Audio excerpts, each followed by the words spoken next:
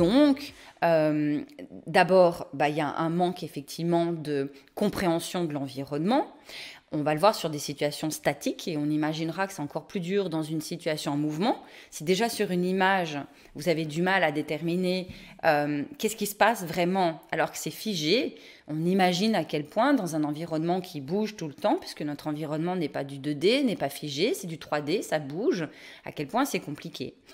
Et puis, ça explique aussi la difficulté, la rigidité un petit peu des personnes avec autisme face au changement. Parce que, en fait, ce qui se passe, c'est que dès qu'il y a un détail qui change dans l'environnement, eh bien, puisque vous avez construit en tant que personne avec autisme, l'environnement, par exemple, vous connaissez une pièce de travail où il y a une horloge. Et puis, il y a un jour, l'horloge, elle n'est plus là.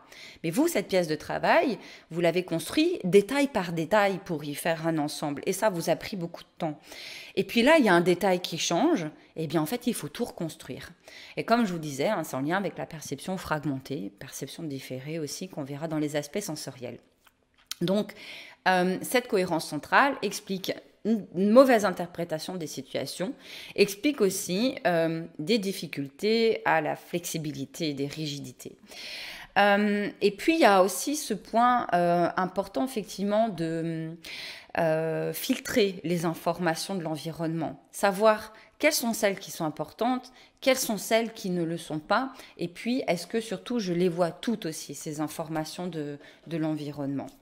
Donc on va aller un petit peu plus loin. Vous voyez ici, je vous ai mis 2 illustrations. On a une petite fille qui est en train d'éplucher des oignons.